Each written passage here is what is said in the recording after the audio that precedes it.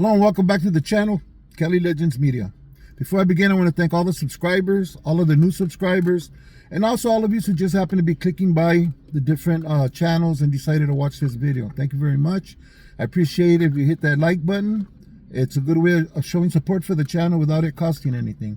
And thank all of you who do hit those hype buttons. Really appreciate it.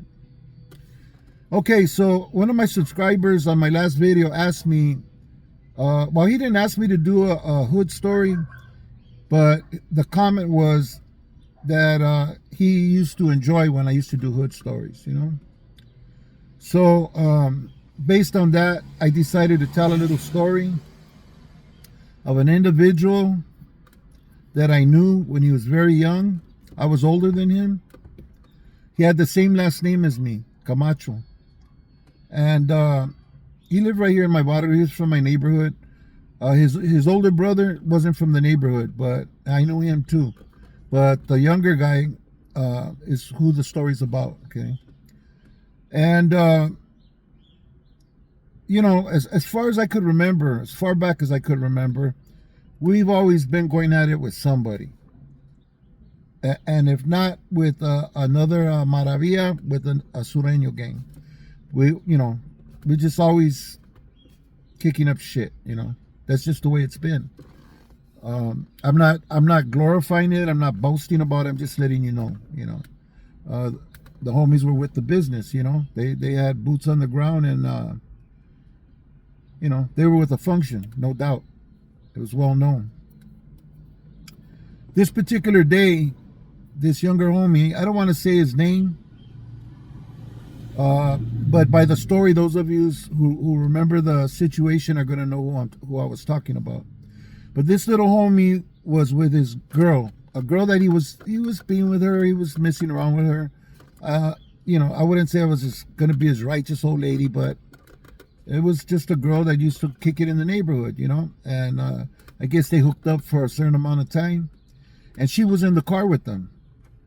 Well, what a lot of people do when they're going to go and put in work, because there's a chance that you're going to get chased down, you're going to get pulled over, you might get busted, you might jump out of the car, take off running, and later on get caught. If you know what you're looking forward to, if that happens, you usually have a clavo ready, you know, and put it away in the trunk. Or if it's not that big, you know, you keep a couple of bolitas in your mouth to swallow them if you need to. But anyways, this little homie, he thought he was thinking ahead. I'm not going to say he was 16, 17. He was more like 18 or 19. Nevertheless, I believe he was a teenager. He was very young at the time. Him and my other homie and this girl went to go put in work on another Maravilla, right? So they drove down to their barrio, and I don't want you to think that, you know, we're just getting down with all the Maravillas. There were certain Maravillas that we had problems with, you know, for certain reasons. But, you know, those beefs would come and go as time passed, you know, depending who was involved and how serious it was. Anyways, these little homies, these youngsters, were going there to put in work on them, on this other Maravilla, right?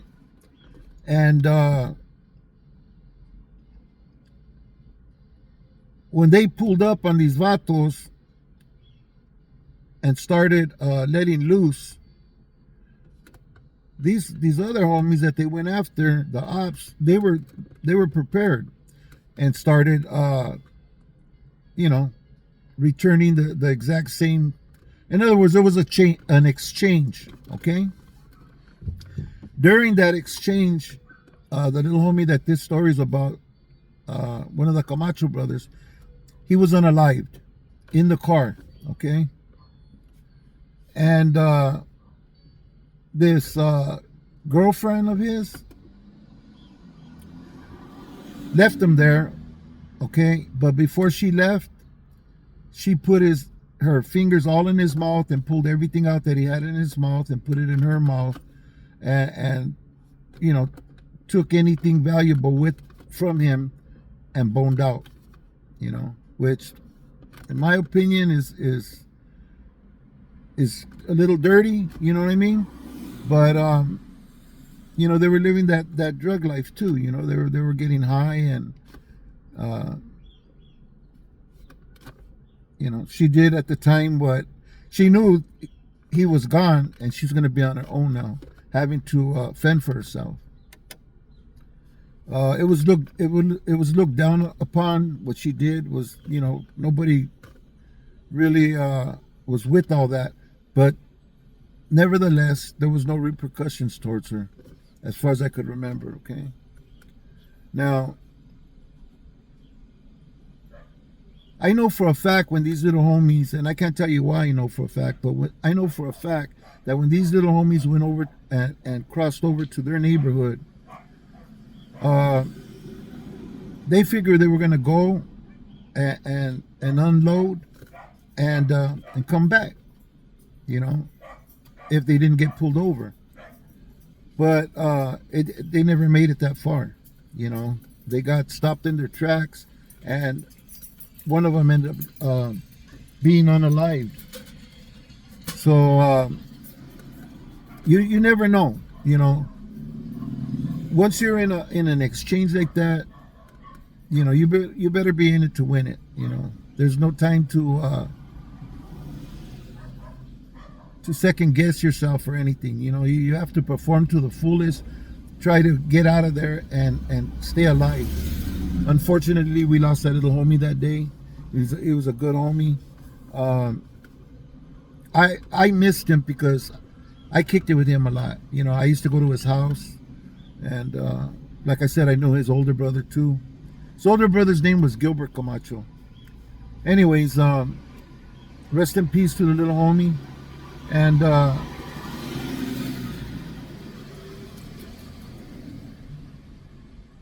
for those of you who aren't caught up, man, I highly recommend you don't take this route, because once you start living that life and playing games in the street, you're playing for all the marbles. You know, it's most of the time, life in this situation, you're either going to take a life or you're going to lose yours. And if that doesn't happen, you might end up incarcerated for a very, very long time. Life is short. You know, my mom used to tell me, man, you know what, Steve, life's like this. Like you drop a drop of water from your hand, and it falls, lands in the bucket, and those ripples go across the top of the water and disappear. Life seems like that. By the time you know it, you're going to be an older man, and you're going to remember what I told you. I've never forgotten, and it's true. Man, life went by so fast, you know. You don't have no time to waste. You know, you got to take life with a little bit sense of urgency, and do the things that you have to do in order to make it, you know, to be successful in life. Go to school, get a career, you know, and find your way in this road.